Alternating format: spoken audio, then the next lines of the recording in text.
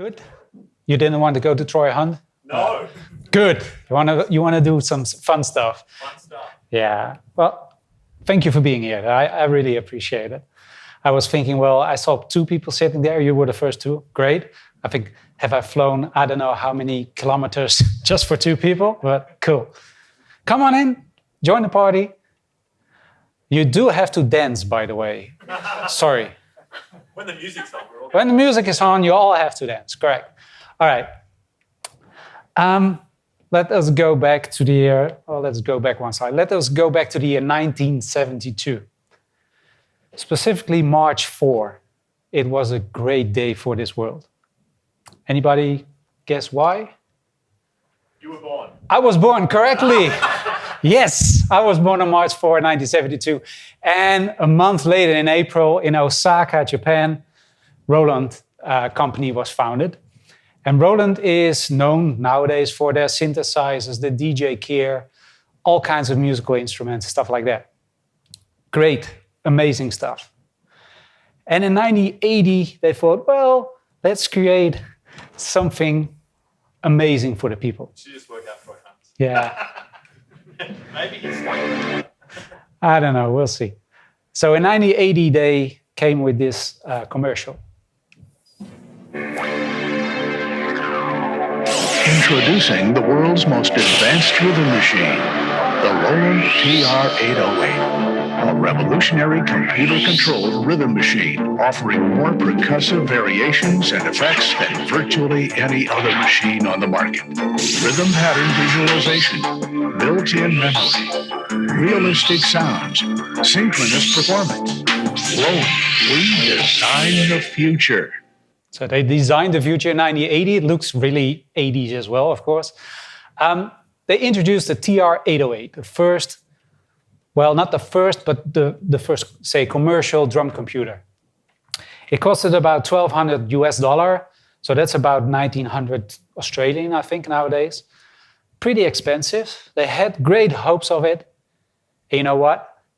They had 10,000 copies, maybe sold 500. So that was not really a commercial success. But they think, well, we're going to do it better. This is how that monster looked, by the way. Very heavy. But it had one distinct sound in it. The cowbell. A beautiful cowbell. And I think you know at least one song that's using that one. It wasn't in 1980, but years later. Maybe you know this song. Shout it out if you know it.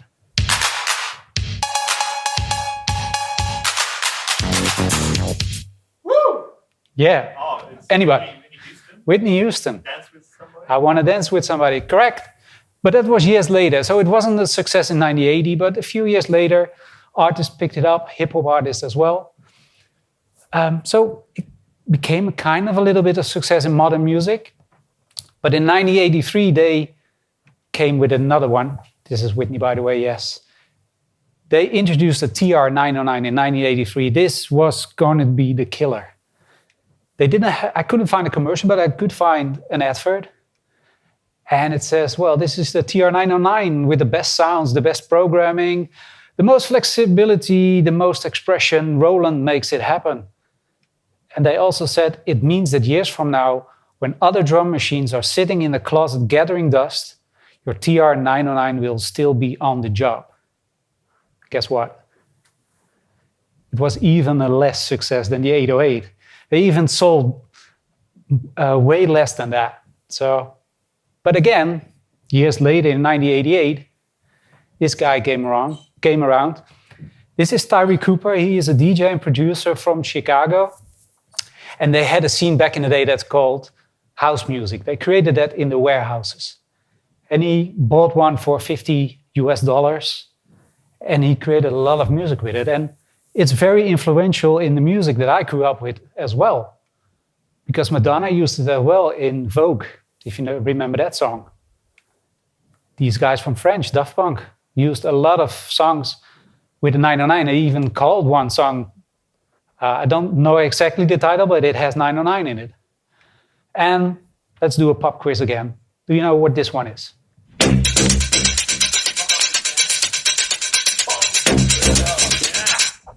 Eric, Shall we dance? yeah, well, in a bit. Eric E. and Jakit K. from Belgium. Technotronic, yes. Cool. And one of the, well, there's the debate if it's Dutch or Belgian, this one.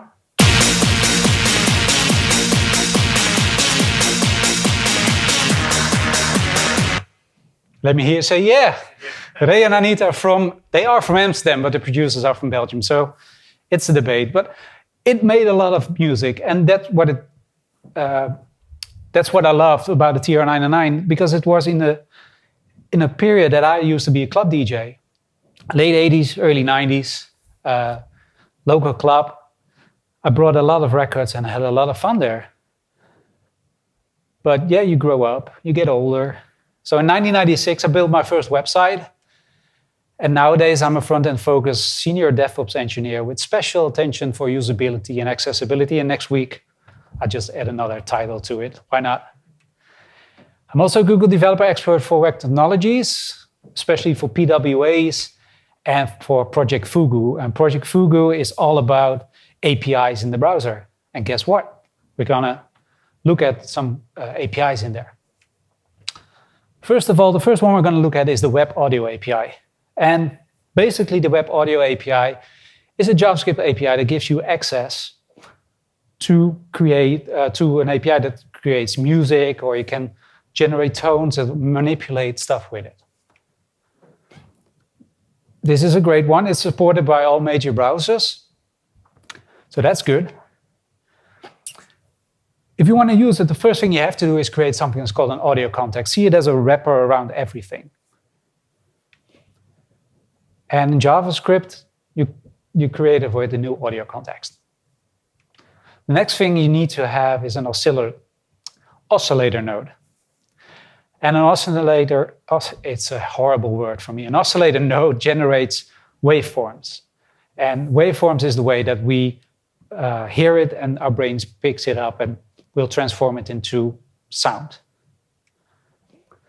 The way to do that is we create a new oscillator node and we pass the audio context to it. But that oscillator node needs something else. It needs a frequency in hertz. It's pretty simple. The slower the number of cycles per second is, the lower the frequency is, the faster the cycles per second are, the higher the hertz is. So for instance, I could use 440. Any musicians in the room? You know what 440 is, hertz? Correct, that's the A. But it also needs as I said, it needs a waveform as well. There are 4 different waveforms that are standard available that we can use. So for instance, we have the sine, and the sine is really nice and flowy. Protect your ears. It sounds like this. The clicks you hear is that I'm going one more frequency up. But it's nice and smooth. The triangle is more or less the same, but a little more pitchier, like this.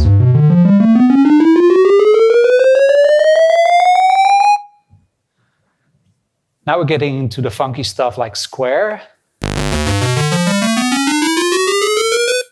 And the sawtooth reminds me of 80s computer games. So with these frequencies and waveforms, you can create sounds. I'm not saying music yet, you can create sounds. So for instance, I can do this for the frequency with a sine type. And to be able to get that out of the speakers, I have to connect that oscillator node to the destination of the audio context. And the destination in this case, and in most cases, are the speakers. I will start it and have to make sure that I stop it, otherwise it will continue all the way. But what I say is after 2 seconds, you can stop it. So let's hear that A. Always nice. All right. But I said I want to have this one. I wanted to have this one when I was growing up. Couldn't afford it. I didn't even have turntables at home. I had to go to the club to practice and do fun stuff there. But I want to create this.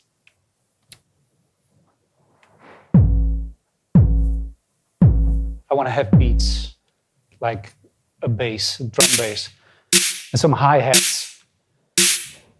I created this with the audio API. It's doable, but, well, see for yourself. You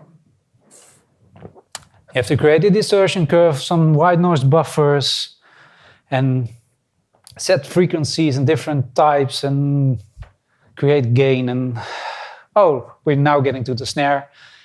It's a lot of hassle to create. It is fun for an afternoon in the weekend and a rainy Sunday maybe, but this is not the way how you want to create music. So an easier way to do that is to use waveforms.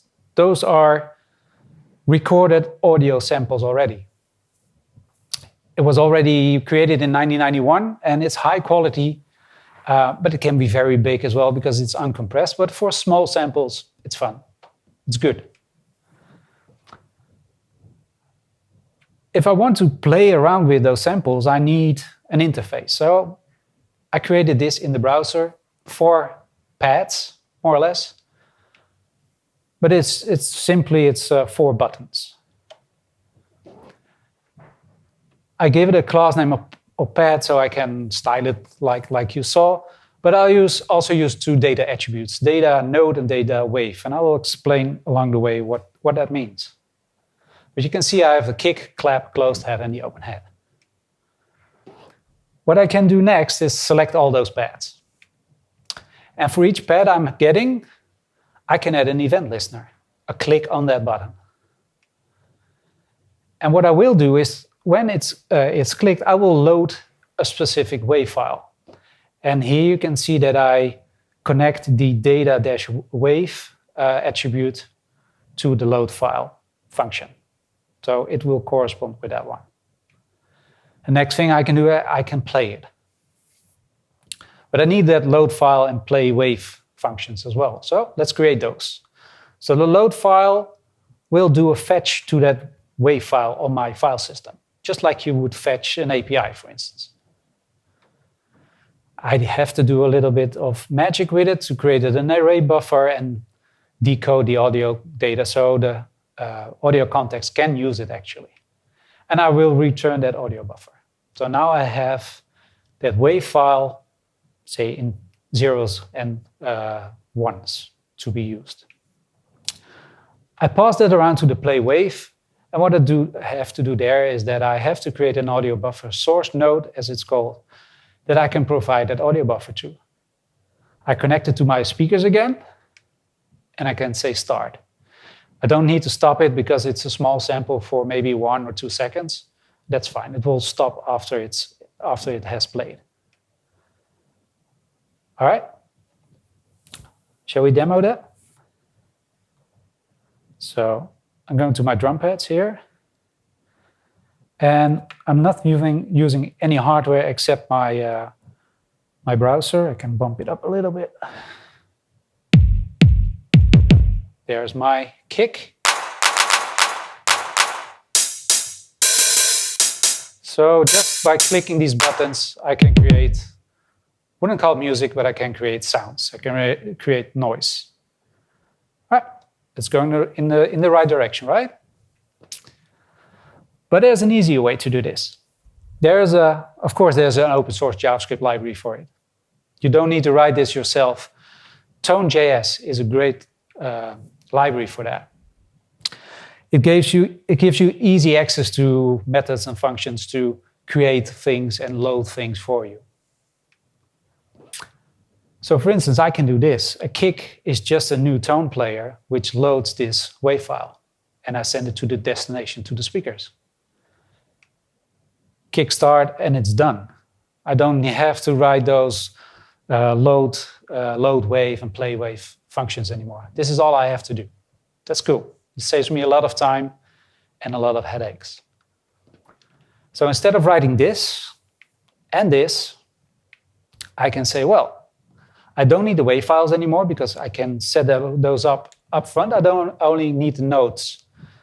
And it's going to be important later on, the notes. I still need to keep those ones.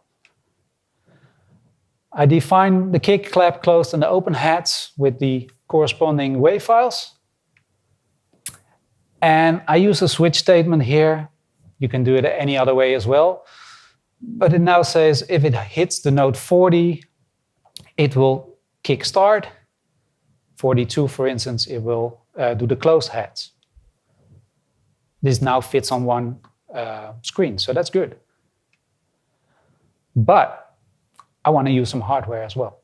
So there comes the Web MIDI API. The Web MIDI API is another great thing that's in the browser, and it gives you the opportunity to connect MIDI devices. MIDI devices are, well, musicians know that, are heavily used in the music industry, but you usually have to have some particular equipment for it. But luckily, the browser supports this as well. Well, not everybody. Safari doesn't support it. I'm not sure if they're ever going to support it. But still, it has good support if you want to experiment with it. It's probably not something you will put on a commercial website, for instance.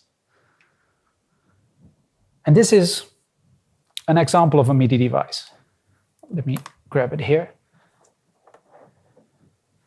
This one, for instance. It says professional, but it only costs about 75 euros, so about, what is it, 120 Australian or something. So it's not that expensive. It's nice to just play around with. And the way to get access to this thing is that I first need to check whether the browser supports MIDI access, and that's the first if statement. That's only there because Safari doesn't support it. But if it supports and we can do that request, we can go, for instance, to the success callback. And it gives me something back, the MIDI access. And what's in that MIDI access is, for instance, the inputs. I'm saying inputs, usually it's only one, but there are MIDI devices that have multiple inputs for, in this case, the browser. It's not the input of the MIDI device, it's actually the output of the MIDI device, which is the input of your browser. Kind of weird to get your head around, but that's what it is. And the next thing I can do is just listen to each input. If I get a MIDI message back, so if I touch a pad or I turn a dial or whatever, I'll get that information back to my browser. And that's what I do with handle input in this case. You might wonder what that MIDI message looks like. Well, it's an array of 3 integers. The first one is the command. And usually that's on or off. So if I hit a key, I get, for instance, 144. That means it's now pressed. And if I release it, I could get something like 127. It really depends on the MIDI device. The second one is the note. So more or less, which button did I press? Or which dial did I turn? Not essentially like a note on a keyboard. It can be anything that's on a MIDI device. And the last one is the velocity. It goes from 0 to 255, and that just means how hard am I hitting that key, or how fast or how far am I turning that dial. If you release it, the velocity will be 0. So I hit it, it's, 120, release it, it's 0. With that knowledge, I can continue. But first, let us have a demo. So I'll connect this small MIDI device to my browser. Switch.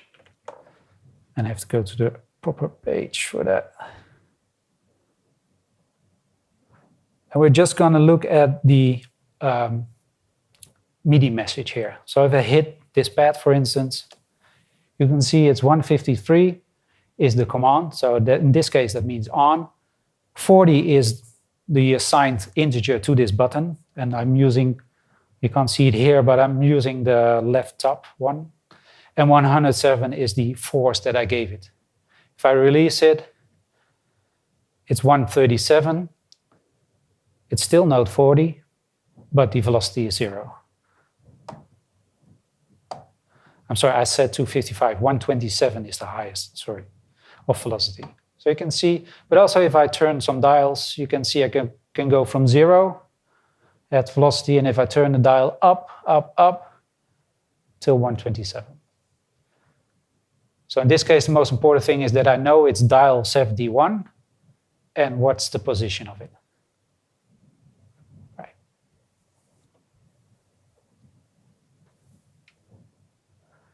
So we have these four buttons.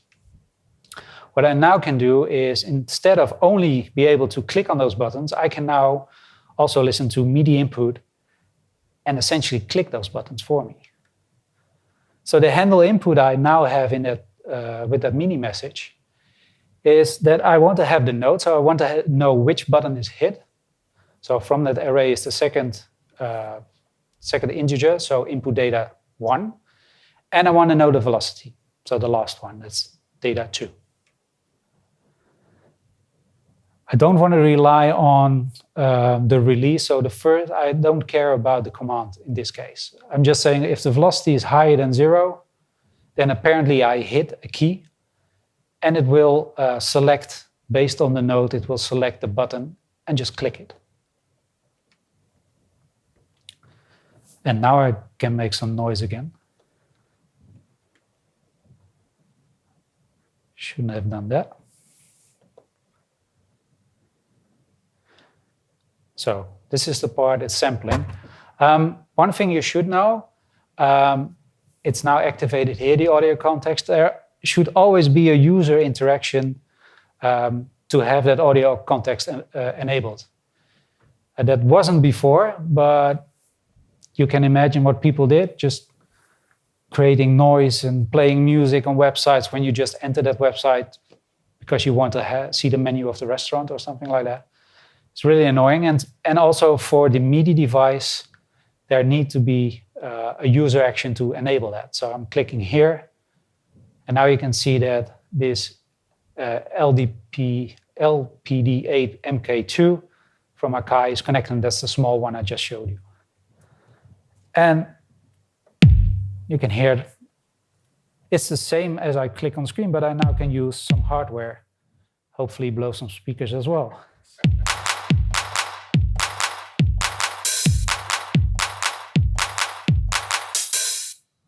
So you can have a lot of fun and annoy your neighbors as well. All right. But I want to have this one. I want to have that TR909.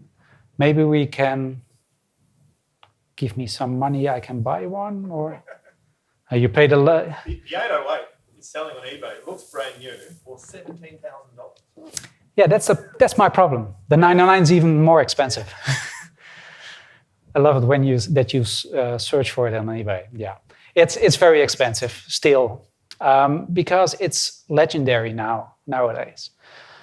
Even in the Netherlands, each year there's a 909 festival, and all the DJs and producers are either playing music they created with the 909 or just have two very expensive 909s on stage and messing around with it.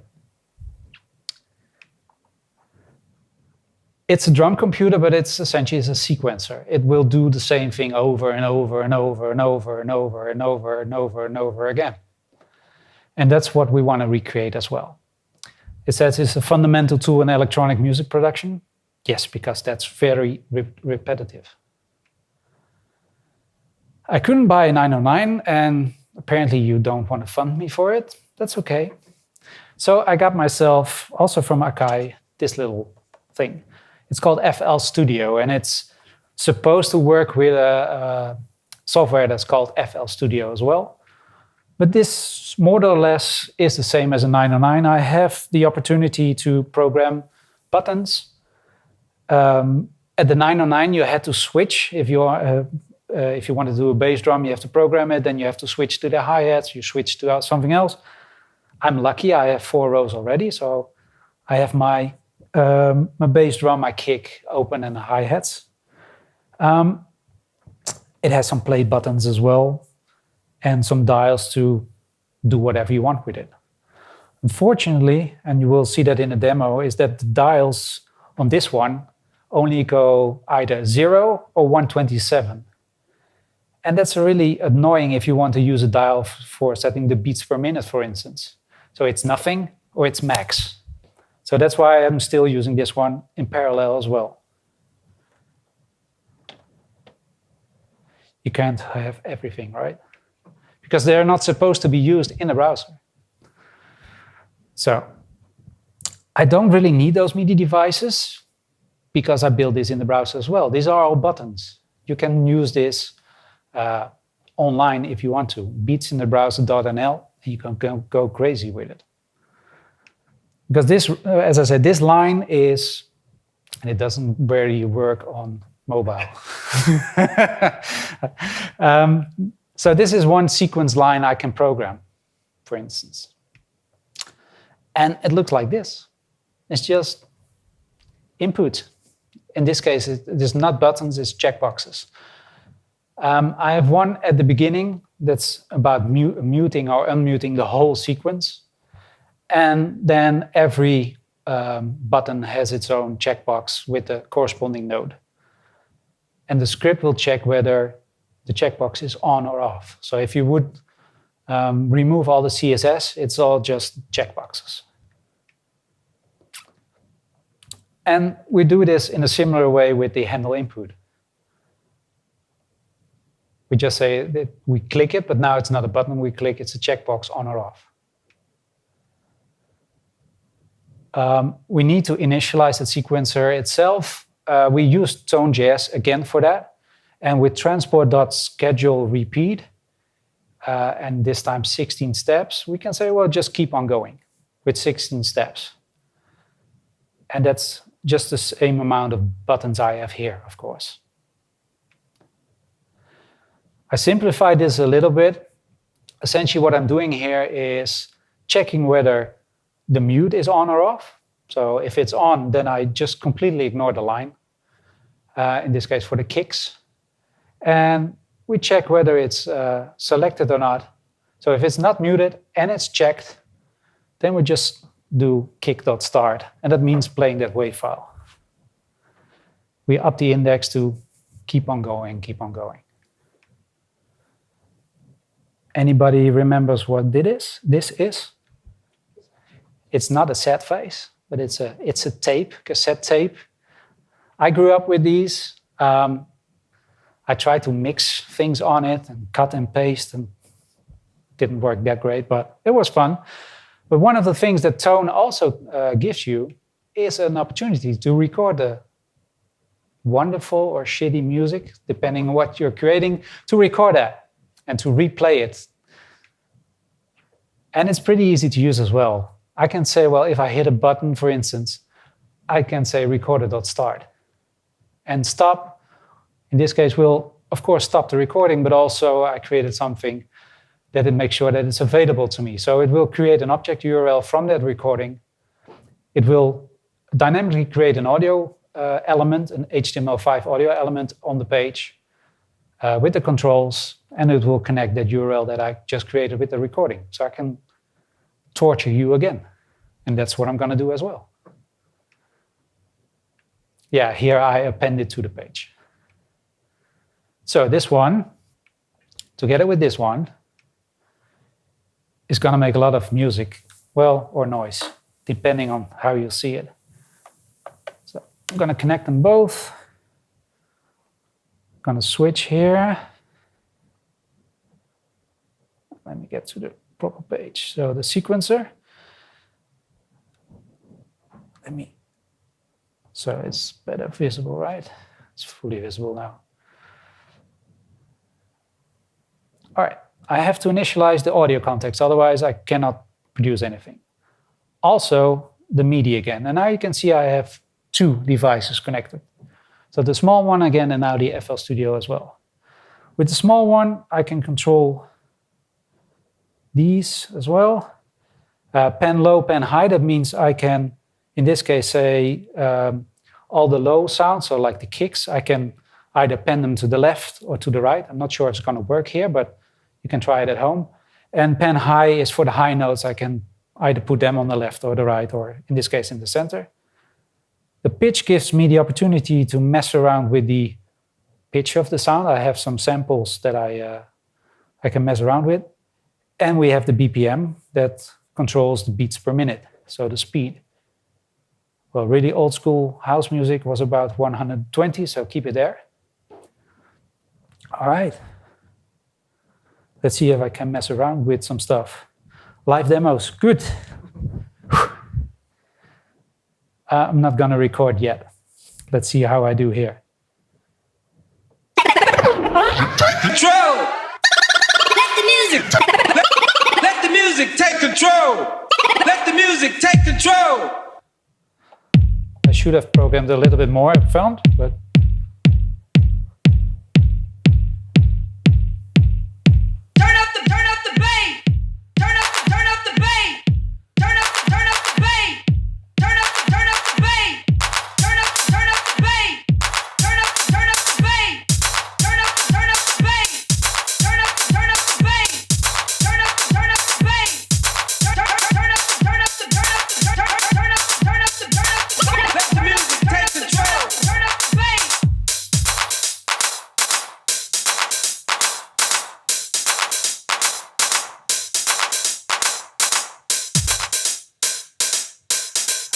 it should be on the left, but it's nowhere.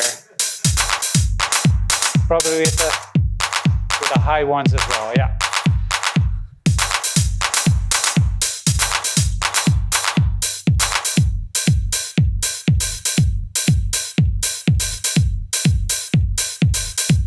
Still no dancing?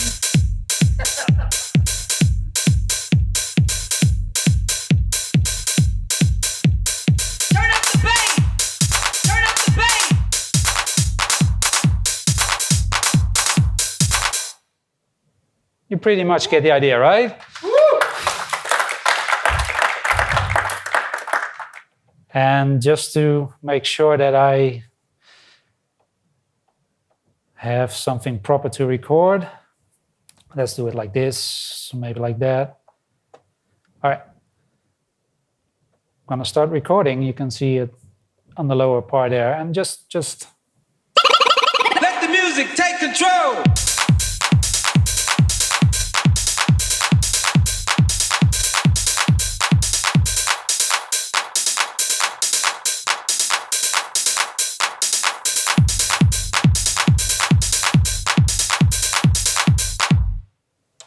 Stop the recording. You see, I now have an audio play there.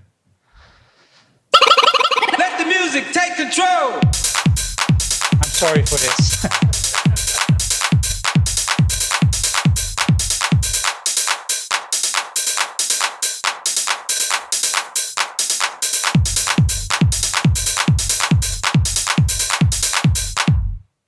All right, and when it's finished, I can even save the audio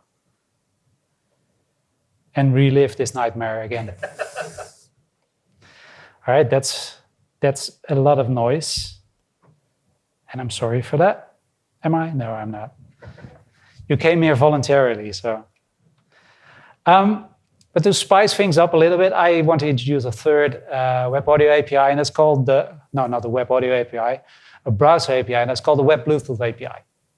The Web Bluetooth API supports low energy Bluetooth devices, so BLEs. And it gives you access to them. You can send data to it or receive data from it. And I thought it was a nice idea just to combine it with the noise I'm creating. Support Safari again, but also Firefox doesn't support it, but that's okay. We can use Chrome or Chromium-based browsers like Edge for it. And I'm not sure if anybody still uses or has ever used Opera. It supports it, but yeah. The way to do that is I request access to the device. So navigator.bluetooth to .request device. I should have put an if statement around it because it's not everywhere available. But the thing is, you have to give it a name prefix in the filter. Which device do I want to connect to? A friend of mine did a demo, a Bluetooth demo at a conference with about 500 people in the room. And he didn't have that filter. So he got all the Bluetooth devices in the room. Every phone is a Bluetooth device, so his browser just crashed. So that's why it's important to have a name prefix. And also you have to find out which service you want to listen to. It's not in a booklet or anywhere. You need to have a sniffer program to see what communication is going around. You then create something I like to call a server with device.get.connect, and you can see that as an array of objects, essentially. And then I want to have a particular object, a service, with server.getPrimary service with that specific UUID I want to use. From that service, I need a property, a characteristic. And you can do that with getCharacteristic, and you again need to have that UUID. You need to find that out. And in this case, what I want to do is I'm waiting for notifications of that characteristic. You might wonder, what is that characteristic you're listening to? What are you waiting for? Well, I have this thing. I don't like to run, but I do have a heart rate monitor from Polar, and I can connect this to my browser. And the way to do that, well, I showed you how the way to do that, but the next thing I do is I add an event listener to the characteristic value changes. Each time the heart rate monitor feels like I have a heartbeat, fortunately, it will send that data to the browser. And I've talked about beats per minute, BPM, but I like HBPM as well, heartbeats per minute. And this is the way to get it. I get the information with a get UINT8, I can get that data. And I can then say to Tone, to the Tone library, the BPM value is now my HBPM. So instead of messing around with the buttons and the dials here, I'm just going to use this to get the right amount of BPMs. All right? Let's go there. Let's see. I reset this probably. Just like this. All right. What I also did is create some JSON files with saying on and off. So I can have easily access to, for instance, this is a song by Faithless or Amy Winehouse. I'm choosing Faithless on 130 beats per minute. God is a DJ. Anybody familiar with it? Good. And it sounds more or less like this.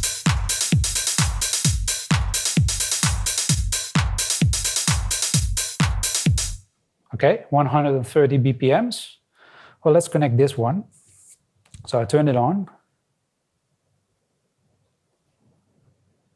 Let's see if it can find it.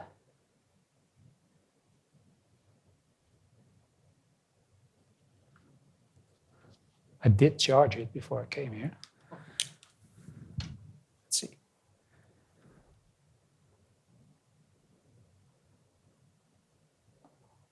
Come on, demo gods.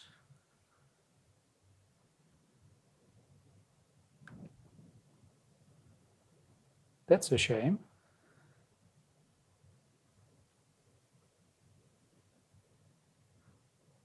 That's what you have with live demos, right? It will not work. I'm sorry about that. You have to watch YouTube to get previous recordings. That's a shame. That's really a shame because what I usually did was put this on and run around the room to get my heart rate up. You're not going to see that. And especially you're not going to see that because I ripped a muscle in Bulgaria doing that. So the next time I did this talk, I did push-ups on stage. And yeah, I had a little surprise for you to do something other, but yeah. I was going to jump rope, but yeah, I can do it, but it doesn't make sense, right? No, I don't know. I'm not going to do that. No. Yes. No. I don't fall for peer pressure. No. I'm too old for that shit. No worries.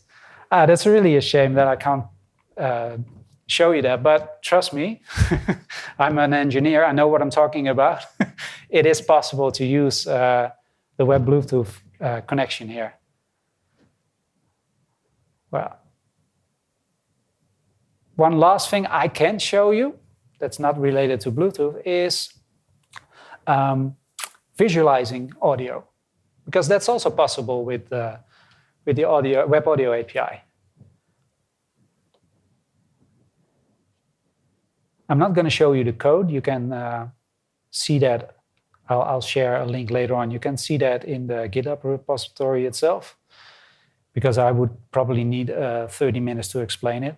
But this is what I always loved as a DJ. Dials and knobs and things glowing, and I love that. And that's what this will do as well. So I'm going to play a track. It's not made on a 909. It's from the 90s. You probably never heard of it, but it has a nice intro. You can see things moving around. So let's listen to that. Well, I said let's listen to that, but why are we not hearing anything?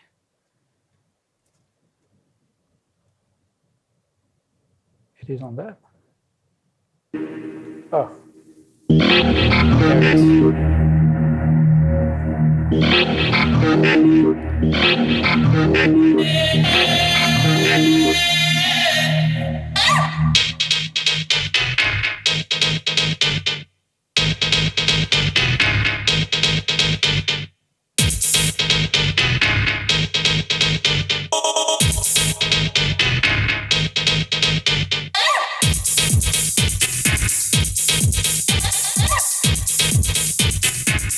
It is 6 minutes and 49 seconds. Do you want to hear all? Or we can have a party now. No, but essentially it's the volume is measured here, the output, and here is all the tone. The high and the low tones are represented in these diagrams. Sure. Is that on the left? Is that a spectrum analysis? Yeah. Okay. And it's you can make it as small or as big as you want. It will listen to individual frequencies to do this. It's just fun seeing these dials. It brings me back in the days that I had as a 16-year-old. I had the key to the club that I was DJing at. Never trust a 16-year-old with a key to the club, but I love going there during the week and just mess around and see stuff. But also hearing steps on the floor above when no one was there. So as a 16-year-old, it's like, I think I've done enough tonight. I'm going home. And apparently, a young girl died 10 years before that. So I was gone. It's fine. I'll be there back in the weekend. This is how it looked back in the day. Sweet, right? I sold my own mixtapes for 10 Dutch guilders. That's 15 Australian dollar or so, something like that. And yes, yeah, very. That was my stage name, DJ Rowdy. I didn't know what to make of it. I'm not Chesto or whatever, or any other great Dutch DJ, but it was fun to do that. So I want to really thank you for joining me, and not going to Troy. If you want to see more, we want to have the slides, the demo, the GitHub link. You can go to either rowdy.code/NDC or just use the QR code for it. It doesn't really work on mobile, the demos, again. But yeah, it's too big. And that's it for me. Thank you very much for joining me. Yes, thank you. And before I always forget, I have personalized stickers as well with my own JS logo for music. Yeah. So if you want to have some stickers, come grab them. Thank you. And enjoy the rest of the conference, of course.